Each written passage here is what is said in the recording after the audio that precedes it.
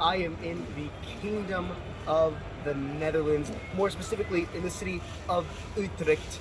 Fun fact about the Netherlands, it was my high school history teacher's least favorite country. But enough about his hatred of clogs. Today, we're here for one very specific thing, and that's to eat the national sandwich, the Broodjie croquette.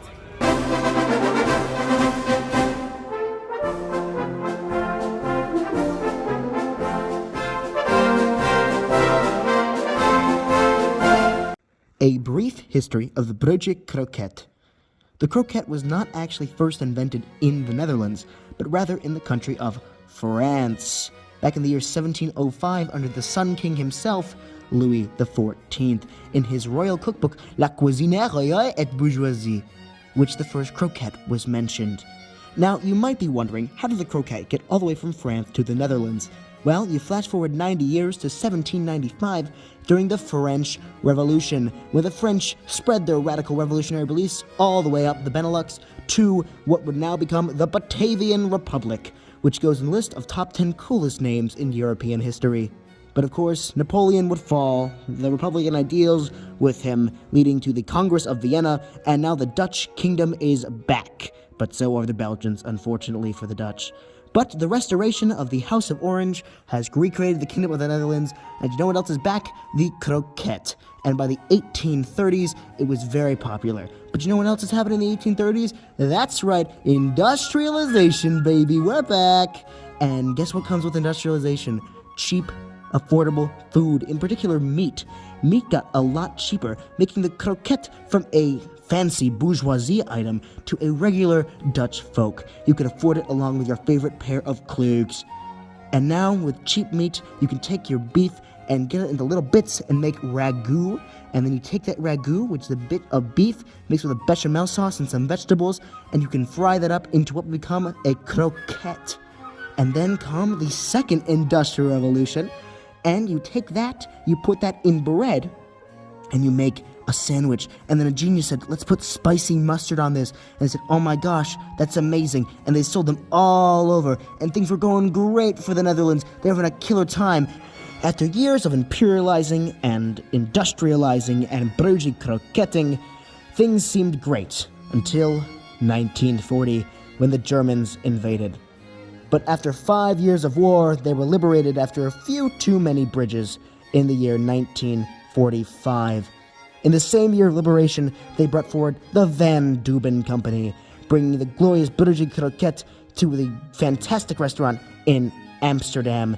The Van Deuben Company would create the frozen Broodjie croquette and spread it throughout the Netherlands, making it the most popular way to eat croquette today, and now it is enjoyed across the whole of the lowlands, from Groningen to Maastricht. And here it is, the Broodjie croquette from the Van Deuben Company, the Croquette Van Deuben. And this is very particular. It comes in the bun. There's the croquette itself.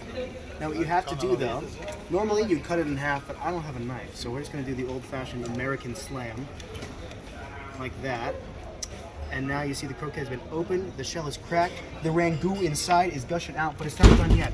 You have to get what they call in Dutch, mustard, with an O instead of a U. We're going to crack this open and spread this on top of the croquette.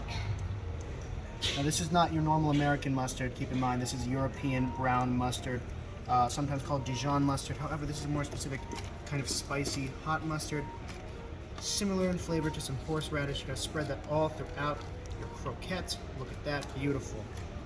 And now we're going to close it up and see what it's all about here in the Netherlands.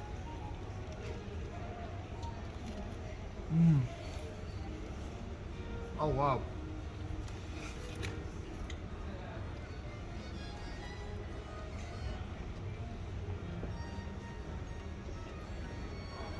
It's very warm.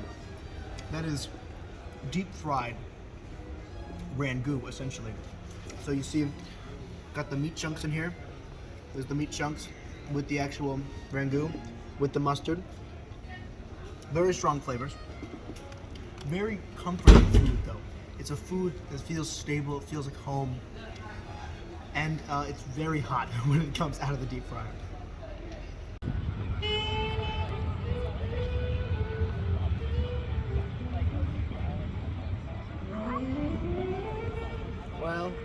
you go.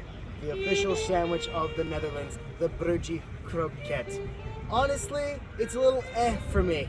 Flavor profile wise, texture wise, there's a lot going on with the crunchiness and the soft bread and the gooey inside. Temperature variations are all over the place. Overall though, it's pretty tasty. The Netherlands, in fact, has a lot of fantastic things to offer, like Stroopwafels, lovely backs, gabled roof architecture, tulips, fries with mayo from Frit Winkel, Winkel van Sinkel, Tinkle Winkle Stinkle, more backs, Hegelslaw, Puffertjes, the Red Light District, Heineken, just kidding, and an ungodly amount of backs. there is only one problem with the Netherlands after all those fantastic things, and that's the language. Dutch people, I have one very serious question for you. Waarom ze iemand Nederlander lernen? Spricht Engels. Serieus, was ist diese Taal? Es ist Deutsch. Es ist dronge Engels. Nederlander moket.